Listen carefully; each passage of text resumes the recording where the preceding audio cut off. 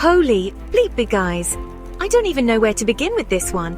I've seen some crazy stuff in my time, but this takes the cake. We're about to dive into something that's going to blow your minds. Hybrids, fallen angels, and a war for humanity? It sounds like something straight out of a video game, but trust me, this is way more intense than any jump scare I've ever experienced. Okay, so get this. Back in the day, like way back before the Great Flood, these celestial beings called the Watchers decided to take a little field trip down to Earth. And boy, did things go south fast. As it says in Genesis 6:4, the Nephilim were on the earth in those days, and also afterward, when the sons of God went to the daughters of humans and had children by them. These guys were supposed to be on some divine mission or whatever, but they got a little too cozy with the locals, if you know what I mean. Now, I'm not talking about your average swipe right situation here. These Watchers saw the daughters of men and were like, oh, hello there. Next thing you know, boom, we've got these giant hybrid babies called Nephilim running around. Talk about your unexpected pregnancies, am I right? Jude 1:6 also mentions, and the angels who did not keep their positions of authority but abandoned their proper dwelling, these he has kept in darkness, bound with everlasting chains for judgment on the great day. So these Nephilim, right? They weren't just big dudes. We're talking absolute units. Imagine the biggest, baddest boss you've ever faced in a game, then multiply that by like 1,000. These guys were warriors, rulers, and apparently had some next-level knowledge that could build entire civilizations. I mean, think about it. All those ancient megastructures that make us go, how the heck did they build that? Well, maybe it wasn't just regular humans with some ropes and pulleys. Maybe, just maybe, we had some superpowered hybrid assistants. It's like having cheat codes for architecture, but in real life. But wait, there's more! Because apparently not all hybrids were landlubbers. Some of these angelic ladies got a real splash makeover and turned into sirens. You know, those mermaid-like creatures that could make sailors go absolutely bonkers with their voices? Yeah, those. Talk about a deadly karaoke night, am I right?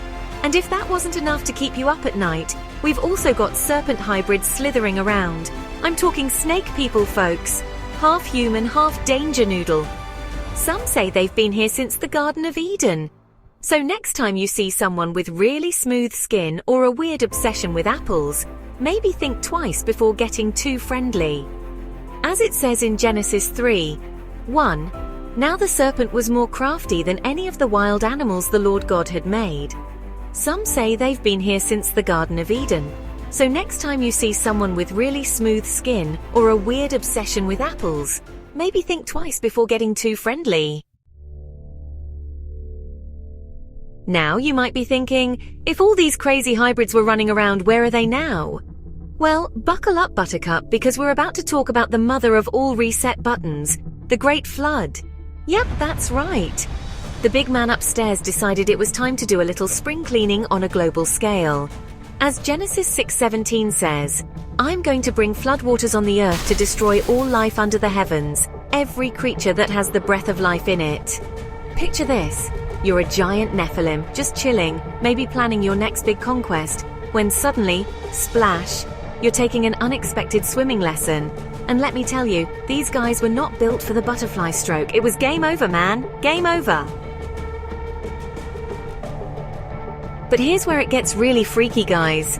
What if I told you that not all of these hybrids got wiped out? What if some of them are still walking among us today? No, these modern hybrids are masters of disguise. They could be your neighbor, your boss, maybe even that suspiciously good-looking person you've been crushing on. They blend in, but there's something off about them. Like when you're playing a horror game and everything seems normal, but you just know something's about to go down. So how do you spot these modern-day hybrids? Well, it's not like they have a big neon sign saying not human over their heads, although that would make things a lot easier. But there are some signs to watch out for. First off, they might be unnaturally beautiful or charismatic. I'm talking way beyond your average Instagram filter levels here. They might also have this weird ability to influence crowds, like they've got some kind of mind control power-up. And here's a big one. They absolutely cannot stand anything religious. Show them a Bible and they'll act like you're trying to force-feed them Brussels sprouts. As James 2:19 says, "You believe that there is one God. Good.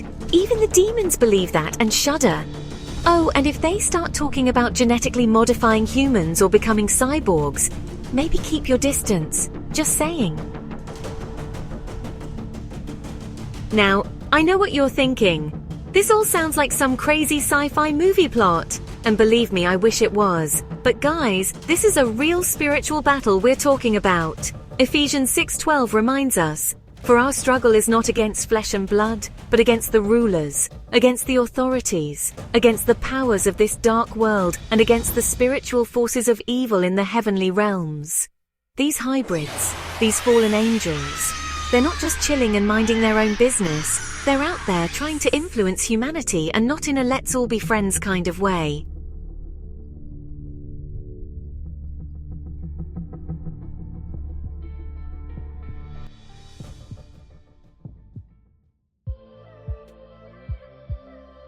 So what do we do about all this? Well, apparently there's going to be one heck of a final battle. Revelation 12:7 says, "And there was war in heaven. Michael and his angels fought against the dragon, and the dragon fought and his angels." We're talking epic, in-game level stuff here. Divine warriors descending from the heavens, fallen angels rallying their forces. Ephesians 6:12 reminds us, "For we wrestle not against flesh and blood, but against principalities, against powers, against the rulers of the darkness of this world, against spiritual wickedness in high places." It's like the ultimate boss fight, but on a cosmic scale.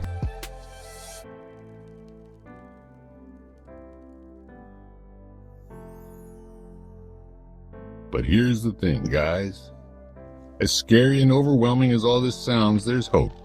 The good guys, or should I say, the good celestial beings, they've got this. Romans 8:31 says, "If God is for us, who can be against us?" It's like when you're playing a really tough game and you think you're about to lose, but then you pull off that perfect combo and save the day. Psalm 27:1 declares, "The Lord is my light and my salvation. Whom shall I fear? The Lord is the strength of my life. Of whom shall I be afraid?" That's what's going to happen here, on a much bigger scale. Holy expletive. What a wild ride that was. I don't know about you guys, but I'm going to be looking at everyone a little differently from now on. Remember, stay vigilant, stay strong, and maybe keep a mirror handy, just in case you need to check for reptilian eyes. 1 Peter 5:8 warns us, "Be sober, be vigilant, because your adversary the devil as a roaring lion walketh about seeking whom he may devour." Until next time, stay awesome and keep watching the skies. Signing off.